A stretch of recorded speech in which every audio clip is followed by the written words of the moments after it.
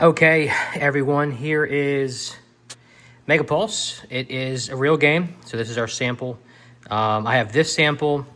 I got another sample that actually has all the pieces still in the punch board, but there's something unique about this one I wanted to show you guys. So, yeah, this is Megapulse. I only have one hand, so bear with me. This is the back of the game. Got all of our Tangerine game stuff on there, looking good. So we're going to open it up here, if I can do this with one hand. All right. Right off the bat, we have, this is just a small little short, or small piece of paper about the Conductor mini expansion. So we did include that here in this game. So this is just a little info sheet there. And then we come to the rule book. Again, like there's a blemish there. Again, this is sample. So these samples, actually, it's technically probably like a really professional prototype. And so a lot of this stuff is done by hand. So yeah, open it up here. I won't spend too much time because you want to see the goods, but yeah, turn it real well. Just really bright colors, big text. Black, and then we got some pages that are red, and there's some white in there. So yeah, I think it's about a 16 or 20 page rule book. And then something coming up next, we had thought about moving the track booklet to a PDF because it was going to be 40 pages. And honestly, comparing that to the print of the rest of the game, that track booklet was going to be about 25 to 30% of the manufacturing cost. It is not cheap to print it, but you guys have waited for a long time, and it actually turned out really well. So we're going to go ahead and include it in your copy. So yeah, and then just some FAQs in the back, and then some thank yous over here. I apologize for the shadow. So yeah, there's that. Now here's the awesome book track booklet. So it's just, got some more information. You need your table of contents. This goes over kind of some of the special track tiles that you won't always use on like a basic playthrough. You guys know this stuff. And then it has different modes. So derby mode, how the drafting works, power race, championship race, neon god derby, all these things that you guys know. And then this is where you get to the tracks. So it tells you the number of the actual piece that's going to go in a certain spot to make a certain track. And we won't go through all of these, but I mean, it's just track after track after track after track. So, yeah. And we've all had, I've shared with you guys just information on, the unfortunate parting with, Nicholas and everything. And, I won't speak to that here, but, I will say one thing, like this game looks really good, but at the same time, usually when it's a designer's first game that they're doing, or I'd say more a publisher, and we had the same experience for our Nestlings game, you have a tendency to create, here's the goodness here, you have a tendency to create files and game designs and components, not understanding how it all gets printed, and so there's a lot of things that we've had to sacrifice or adjust just because we've learned some stuff about manufacturing and just to find out what makes the most sense as far as budget. So, all right, so what you see real quick, and we'll get to that. They did want to create an insert for us, or at least try. This isn't like that awesome one we had that we could no longer really afford to do. Two problems here is I think it's 7 or 8 punch boards are actually like can't fit on top of this.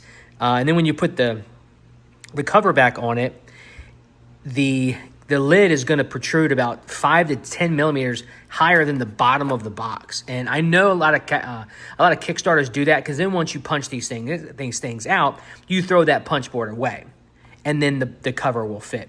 But here the cover barely fits, and we told them, but I don't think they paid attention. This isn't going to fit sleeved cards. So real quick, we've got the 4 different decks. So everybody's got their own deck, their own 7 cards. I won't take them out of the packaging. You know what? I might as well, but bear with me as I do that. You know what? Let me. Anyways, let me jump over to the other version, which is over here with my drink and my dog. This actually has the stuff still in the punch board, but the cards are already out of the cellophane. At least not. So we won't, these are your typical cards, the same as these here, the starting cards. But I should have thought about this more clearly. I've moved since my last video where I used the camera at my work. And so now I don't have a camera. So you're gonna get this long video. I'll upload it. I mean, you'll probably be watching this on YouTube, but give me 1 second. Had to use some of my teeth. So here we go. Won't show you all of them, but I mean, I know you'll probably want to see all of them, but here's some of the cards. Let me zoom in a bit here. I think I can zoom in. There we go.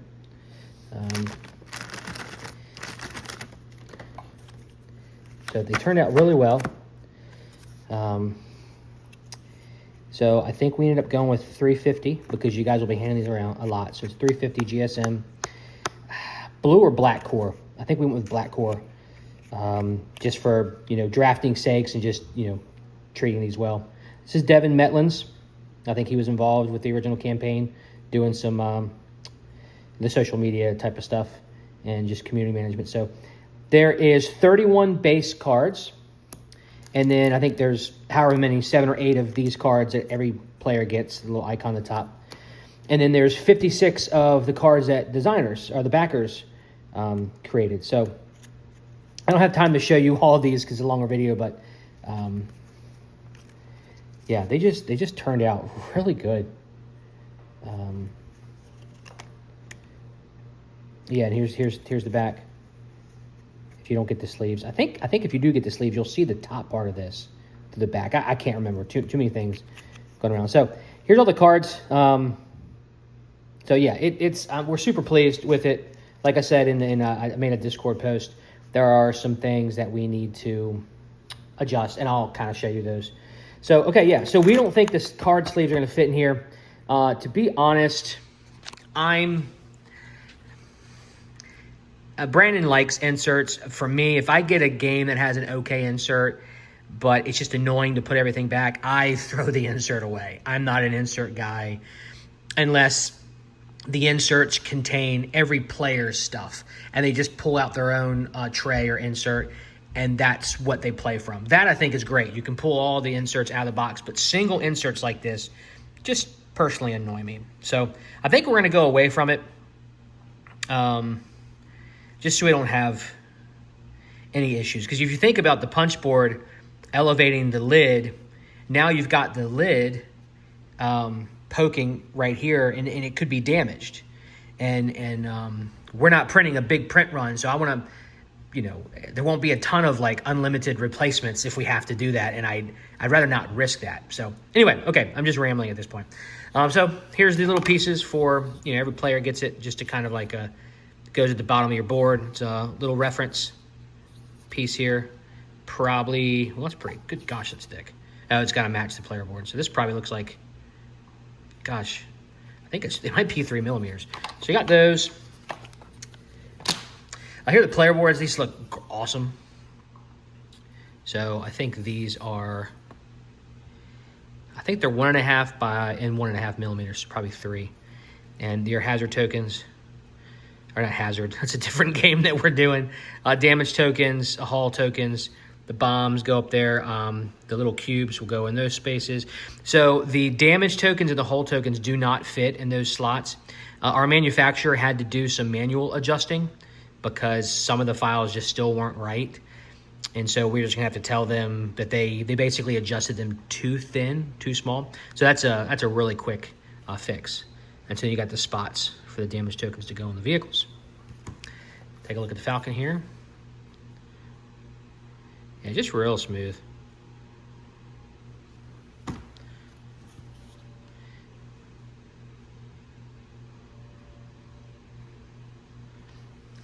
It's about 10:30 my time right now.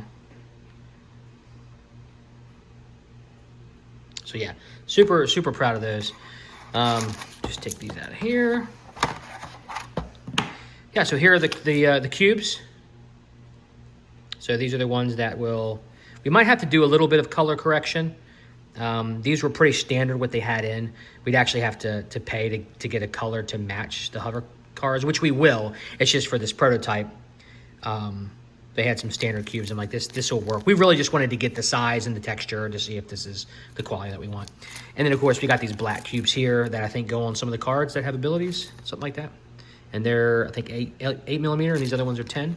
Of course, you got this track here.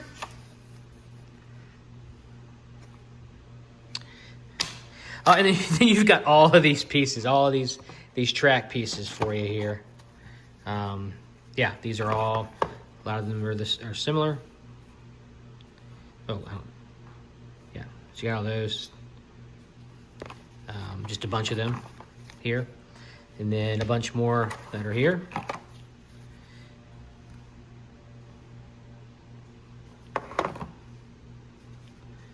Sorry, I'm trying to do this one-handed, as I said. So yeah, so all the pieces are here. They just, join together on the edges. So yeah, really bright colors. The colors are really popping on the cardboard, which is really, really cool. And then of course the racers. So you got that conductor expansion, but trickster, expert, champion, the freak. So it goes there. And then over here is all the other punch boards. So this is this is bag's too small. There's little stands for the checkpoints. And then of course you got the checkpoints here. Let me put the camera down. Well, I'll just keep them in the bags. But here you can see here are the hover cars. Turned out awesome. And again, these were 3D printed. So once we get that little core mold, these will look even better. So really pleased with how these turned out. If I wasn't using one hand, I'd take these out, but yeah, they look awesome. And of course, just a couple other tokens. Using these bags, doing different things.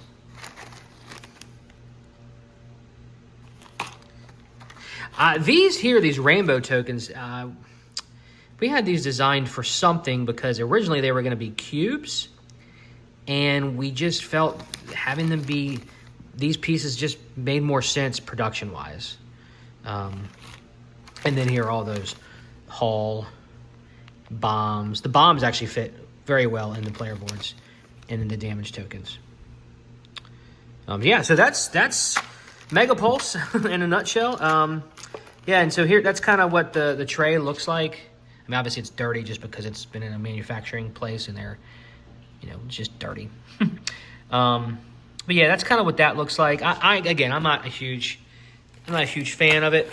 I don't think the sleeves, the cards are going to fit sleeved. It's just not deep enough. We could make the box bigger.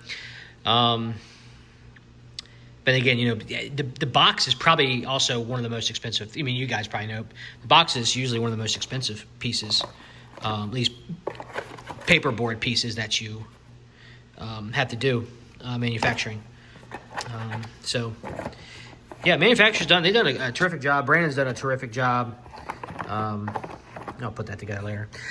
Brandon's done a terrific job just getting all these files ready and working his tail off and dealing with all the stuff that we had to deal with.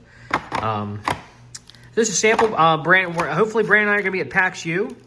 Or I know I'm going to be. Hopefully Brandon is.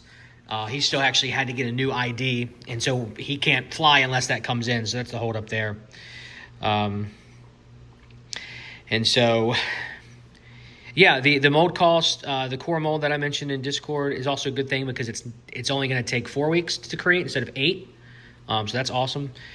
We still got a bunch of hurdles that we have to get over just because, when we opened the Pledge Manager, which is still technically open.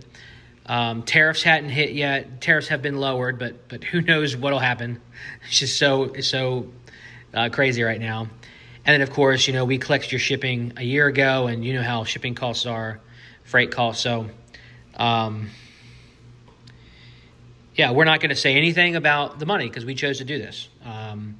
It's just, yeah, it was we bit off a lot. We bit off a lot, and then there was the departure from Nicholas, which was not anticipated. So that put another wrinkle in things. But it is what it is, right? It is what it is.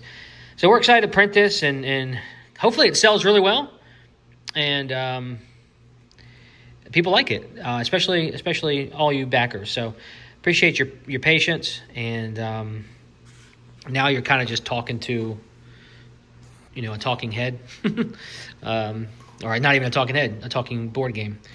But yeah, we'll keep you up to date on all kinds of stuff. Brandon will probably take some more closer pictures because he's the photographer there, and it's Megapulse. And as you can tell, the cover art's a little off center, but again, we're just trying to make sure that the files are right, the components have the right size, that we like the quality. And then what happens is they upload all the files, we correct everything, and then they do a mass production. They do a sample, they send it to us, we approve everything, and then they do all those files, they get everything prepped, and then right before mass production, they send us a mass production copy, and then we give them the thumbs up and they print. So, we are doing our very best. So feel free to ask us any questions. Come up and find us. I'll be wearing a Tangerine Games baseball cap. So try to flag me down, introduce yourself. I'd love to meet you guys, and maybe play some games. So, all right, I'm signing off. See ya.